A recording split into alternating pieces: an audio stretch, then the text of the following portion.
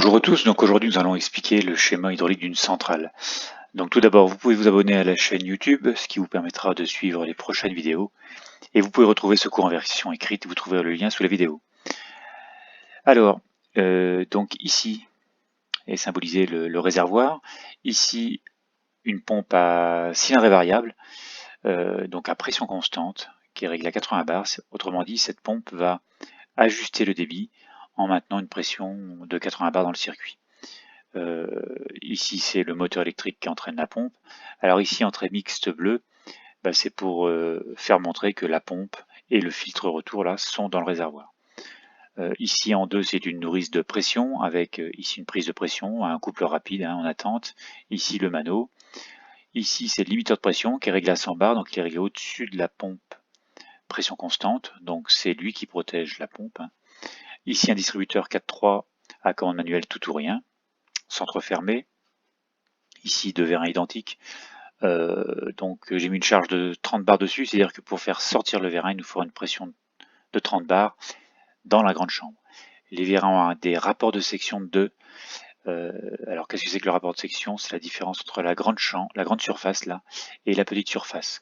Autrement dit, pour faire sortir le vérin, il nous faudra une pression de 30 bars, mais pour le faire rentrer, étant donné que la pression, l'huile va s'appliquer sur une surface 2 fois plus petite, il nous faudra 60 bars pour faire rentrer les vérins. Ici, c'est une valve de séquence, donc à action pilotée, ça c'est un symbole simplifié, c'est-à-dire qu'on va retrouver deux ressorts dedans, elle est réglée à 50 bars et ça va permettre de faire d'abord sortir le vérin A et ensuite faire sortir le vérin B. Ici c'est une réduction de pression, donc elle est réglée à 60 bars et ça va permettre de protéger le vérin B, surtout je pense la mécanique qu'il y a derrière le vérin. Donc c'est pour emmener une pression réduite au vérin.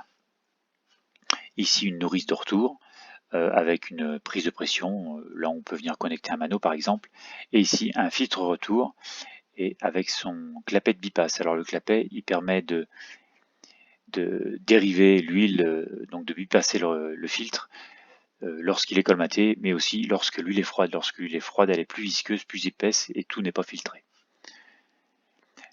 Donc lorsqu'on met la pompe en route, le distributeur étant fermé, lorsque tout est réglé, la pompe est orientée pleine cylindrée, comprime l'huile, instantanément monte à 80 bars et réduit sa cylindrée. Donc en fait, on se retrouve avec 80 bars, débit nul en stand-by. Lorsqu'on alimente le distributeur, donc on pousse le distributeur, on vient en flèche droite, donc faire la liaison P vers A et B vers T. Donc la pompe part en plateau, part en débit, et la pression monte dans le circuit, et les vérins rentrent normalement en même temps à une pression de 60 bars, donc 2 fois plus que pour les faire sortir. Donc ils rentrent en même temps, et alors il est très compliqué de faire rentrer des vérins simultanés. S'ils ont la même charge, s'il n'y a pas de résistance mécanique ni sur l'un ni sur l'autre, ils vont rentrer en même temps. L'huile va au plus facile, donc il est possible que la moindre retenue sur l'un des vérins, et ils sont désynchronisés, et il y a un vérin qui rentre plus vite que l'autre. Donc, et respectivement, l'huile de la grande chambre, donc ici, va passer par le clapet de retour de la réduction de pression, et par le clapet, ici 5 de retour, de la valve de séquence, et l'huile de la grande chambre là, va retourner au réservoir en passant par le centre du distributeur et en repassant par le filtre.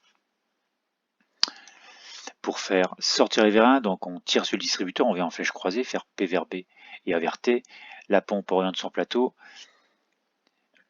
le vérin A va sortir à une pression de 30 bars.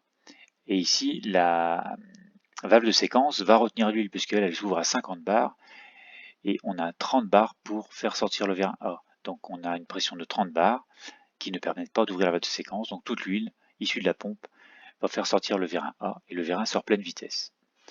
Une fois que le vérin arrive en butée, la pompe cumule son huile, instantanément monte à 50 bars et on ouvre la valve de séquence. La réduction de pression étant ouverte, le vérin B sort. Donc ici, à l'entrée du vérin, on va lire 30 bars pendant que le vérin sort.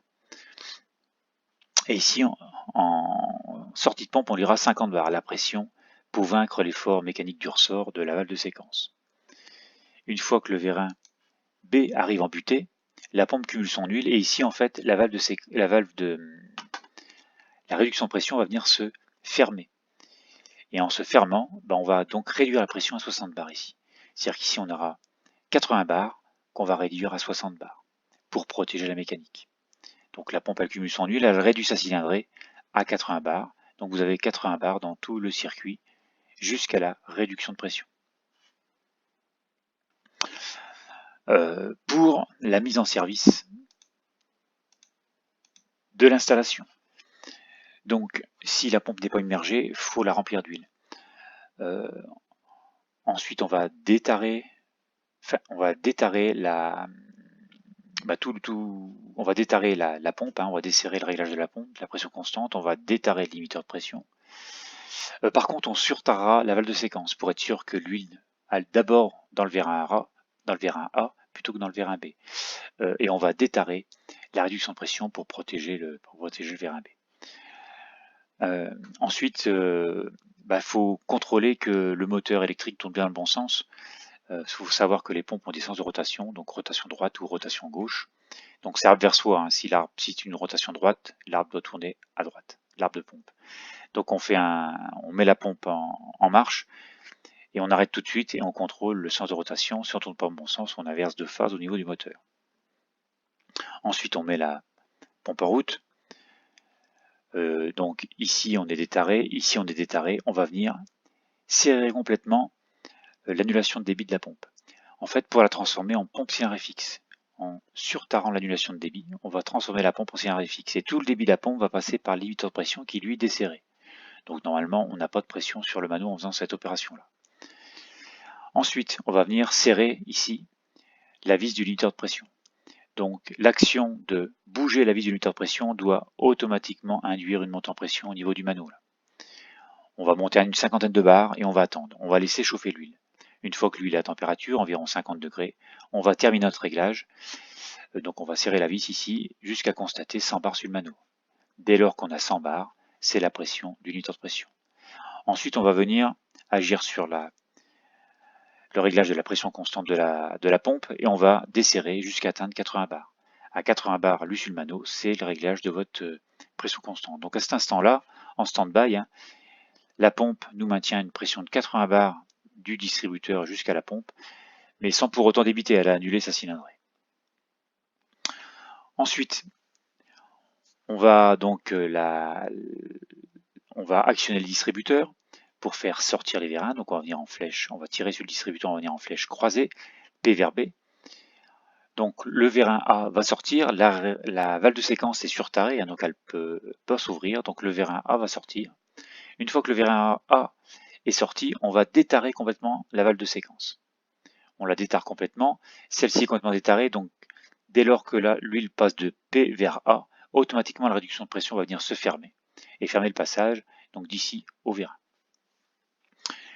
Une fois qu'elle est complètement desserrée, on va venir serrer la réduction de pression. Alors il faut installer un mano entre la réduction de pression et le vérin.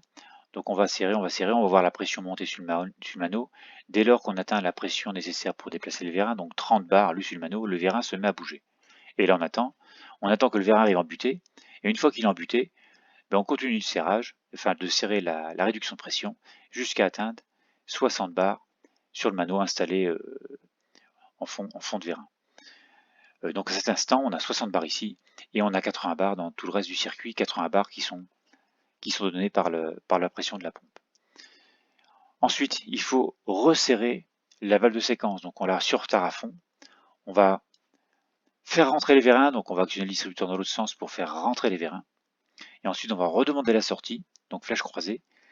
Le vérin A va sortir, et une fois qu'il va arriver en butée, on va redesserrer tout doucement la valve de séquence.